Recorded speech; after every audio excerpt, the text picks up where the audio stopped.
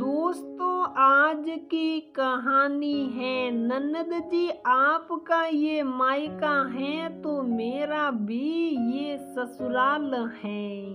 दोस्तों, कहानी शुरू करने से पहले अगर आपने हमारे चैनल को सब्सक्राइब नहीं किया है तो सब्सक्राइब कर लीजिए ताकि आपके पास पहुंचे हर नया वीडियो। घर का सारा काम निपटाते हुए मैं पूरी तरह से थक चुकी थी। अब और कुछ भी करने की हिम्मत नहीं बची थी, पर फिर भी सबसे जरूरी काम भला मैं कैसे भूल सकती हूँ। बाहर मेन गेट पर लगी नेम प्लेट जिस पर से धूल मिट्टी हटा प्यार से चमकाना मेरा रोज का नियम है। नेम प्लेट को अपनी साड़ी के पल्लू से ही पोंछते हुए मुझे एक अनूठी अनुभूति का एहसास होने लगा और मैं अपने अतीत की यादों के समुद्र में गोते खाने लगी।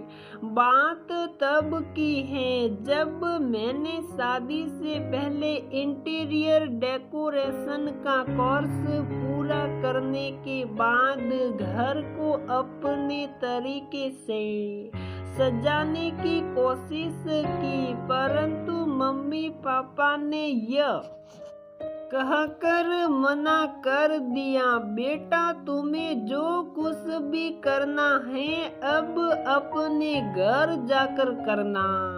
उस दिन पहली बार अपने ही घर में पराईपन का एहसास हुआ। फिर जब अमन के साथ मेरा रिश्ता तय हुआ तो मैं मन ही मन अपने घर के सुनहरे सपने सजाने लगी, लेकिन ससुराल की दहलीज पर कदम रखते मेरे सपने उस समय चकनाचूर हो गए जब सासू माँ और ननद रानी घर के पर्दों को बदलने की बात कर रही थी और मैंने अपनी राय देने की कोशिश की। एक बार फिर से पराईपन का एहसास हुआ जब सुनाया गया, भला तुम क्या जानो हमारी पसंद के बारे में, तुम तो दूसरे घर से आई हो। मैं अपने आप को पूरी तरह से ठगी सी महसूस करने लगी। मन में एक ही सवाल हुड़दंग मचा रहा था, आखिर मेरा अपना घर कौन सा है। रोते हुए मैंने अपनी माँ को फोन लगाया और उन्हें सारी बात बताई। माँ मेरे मन की उलझन को भली भांति समझते हुए बोली, बिटिया ये एक कड़वी सच्चाई है जिसका सामना हम सब औरतों को करना पड़ता है। कहने को तो औरत दो घरों की रानी है, परंतु सिर्फ घर को संवारने तक के लिए असल में घर पुरुषों के नाम से जाने जाते हैं और हम औरतें बाहर नेम प्लेट पर पति का नाम लिखा देखकर खुशी खुशी पूरी जिंदगी उस घर के नाम समर्पित कर देती हैं। उस दिन माँ द्वारा कहे शब्दों के पीछे छुपी सच्चाई को स्वीकार करना मेरे लिए इतना आसान न था, लेकिन फिर मैं धीरे धीरे मन को बहलाते हुए आगे बढ़ने लगी। मेरे पति का प्रमोशन बड़े शहर में हुआ था तो मैंने भी ट्रांसफर ले लिया। अब हम किराए के एक छोटे से फ्लैट में अपनी गृहस्थी सजाने लगे। तभी एक दिन छुट्टी वाले दिन जब हम ससुराल में माँ पापा से मिलने आए तो आधी रात के समय पापा को दिल का दौरा पड़ गया। हम दोनों ने बिना एक पल गवाए उन्हें अस्पताल दाखिल करवाया, जहां ईश्वर की कृपा से उनकी जान तो बच गई, परंतु अमन को एक ही चिंता सताने लगी, माँ पापा का इस उम्र में यूं अकेले रहना ठीक नहीं। बस यही सोच आपसी सलाह मशवरा करके तय हुआ।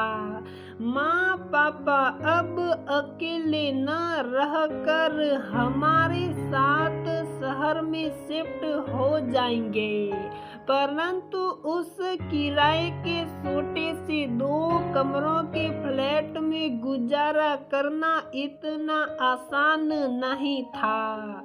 माँ पापा को बहुत परेशानियां होने लगी।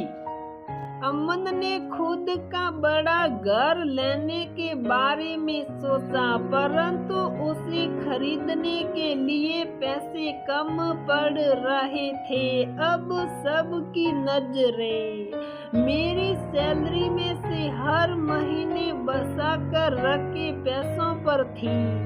अमन ने मुझे पूरे हालात के बारे में बताते हुए कहा, अगर तुम अपने पैसे इस्तेमाल के लिए दे दोगी तो ये घर हमारा अपना हो सकता है। माँ पापा के साथ रहने से मुझे वैसे तो कोई परेशानी नहीं थी, परंतु आज जब बड़ा घर खरीदने के लिए मुझसे मेरी बचत के पैसों की मांग की गई तो मन में आया, आखिर क्यों दूं मैं बेगाने घर के लिए अपने पैसे।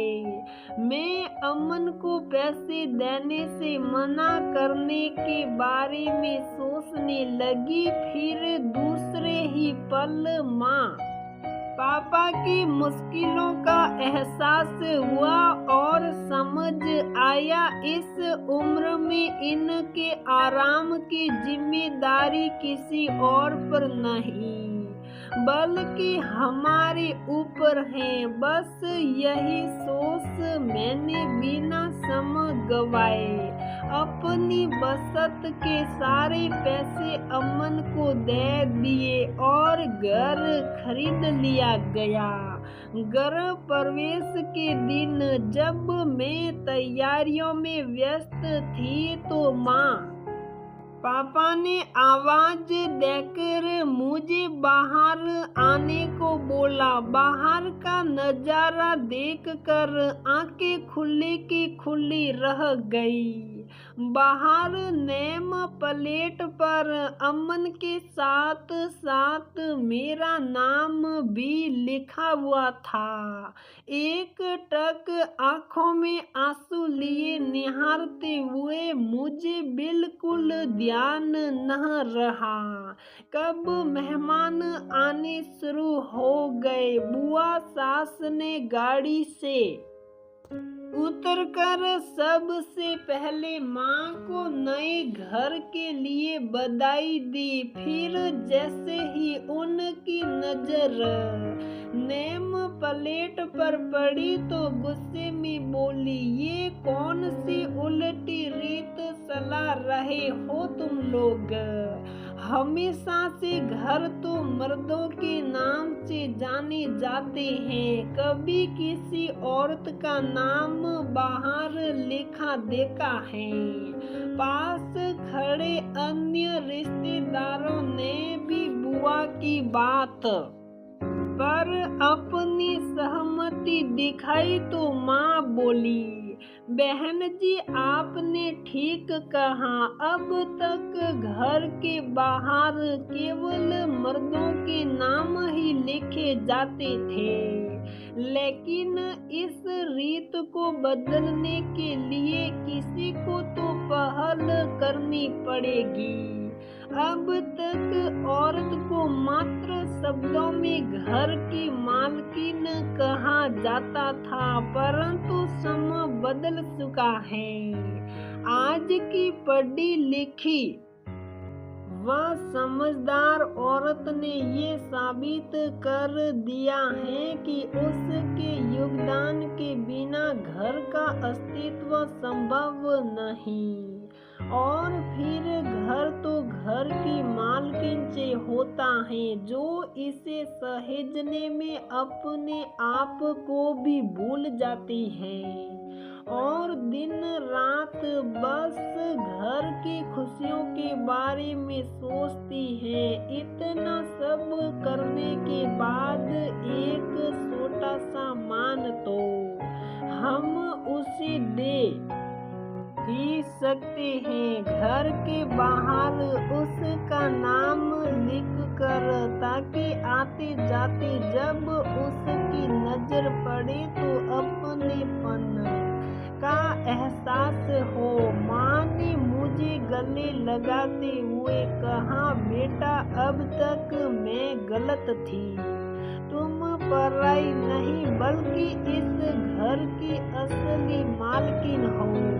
तुम्हारे साथ ही इस घर की खुशियाँ हैं, बरकत हैं, खुशहाली हैं। सब ने तालियां बजाकर माँ के फैसले का स्वागत किया और माँ के विचार जानकर मेरे मन में माँ के लिए सम्मान और बढ़ गया और मैं बड़े गले से बस इतना कह पाई, थैंक यू मुझे मेरा घर देने के लिए। आज माँ पापा इस दुनिया में नहीं है, परंतु उनके द्वारा दिया ये तोहफा मेरे लिए सदा अनमोल रहा।